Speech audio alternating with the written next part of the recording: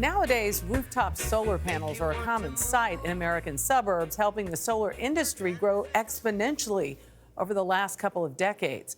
But what about renters and small businesses without the same resources and access to this form of clean energy?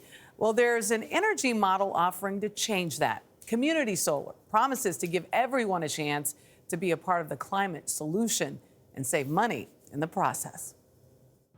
In Southeast Washington, D.C., a once abandoned and vacant lot is now prime farmland. This is up and running. Up and running, and we actually have slots open. Slots open. Yes. A landscape loaded with ground-mounted solar panels, generating clean, affordable energy to low and moderate income households and local businesses. Even renters without roof space can benefit.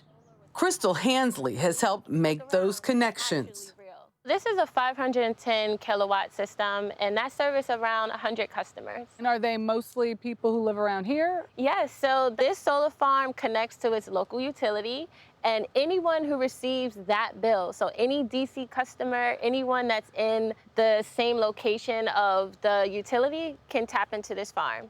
Scores of other projects are cropping up in and around cities, part of a growing energy model called community solar that includes Hansley's company, We Solar.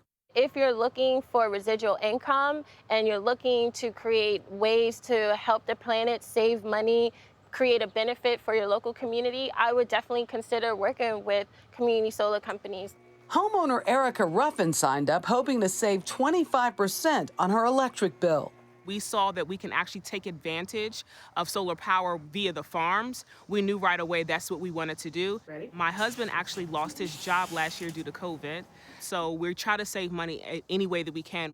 Still, some communities are hesitant, mainly because they've been left out of the renewable energy discussion. Today, we are celebrating the fact that more than 100 homes in our community have been equipped with solar panels through the Solar for All program. D.C. Mayor Muriel Bowser and the Department of Energy and Environment launched a program called Solar for All, which works with the D.C. Sustainable Energy Utility to connect 100,000 low-income residents to solar by 2032.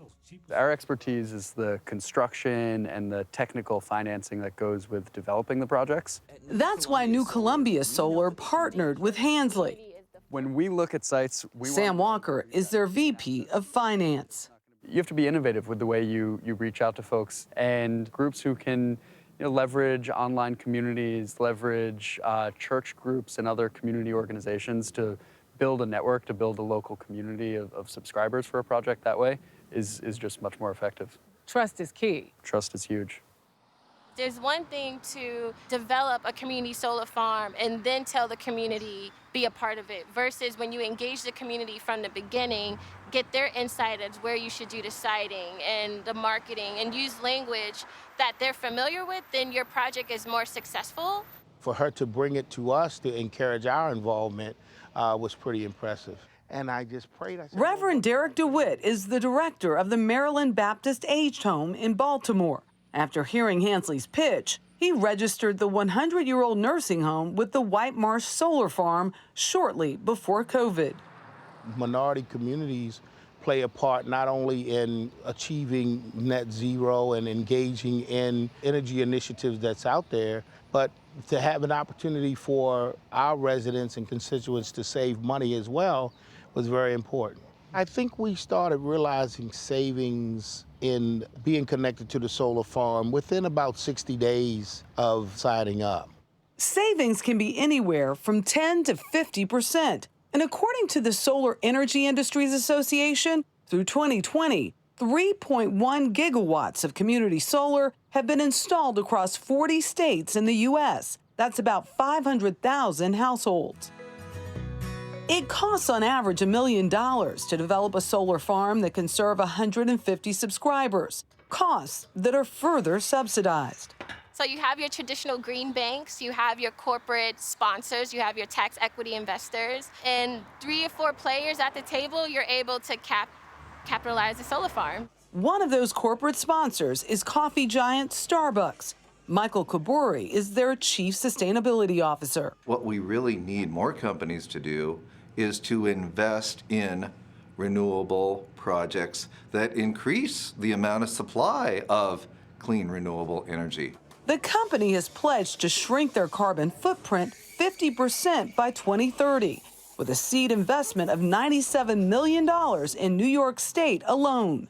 There's going to be 400 Starbucks stores that will receive access to renewable energy. There are 24,000 households and local businesses that will get access to clean renewable energy. As for the future, Hansley's growing her business. A first-generation college graduate who is the daughter of a community activist, she's taking We Solar from subscription service to solar project developer. What's it going to feel like when you have that first solar farm from beginning to end under your belt? It's going to be amazing. It's going to really represent where we're going in this country, to be able to support minority women-owned business, to create equitable solar, and to save people money and decarbonizing our footprint. It feels amazing to be a part of that transition.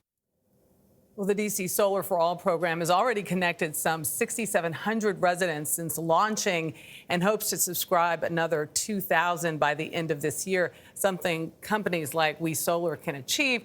But again, I interviewed these people back in July. That number, the number of slots, 2,000, remains the same.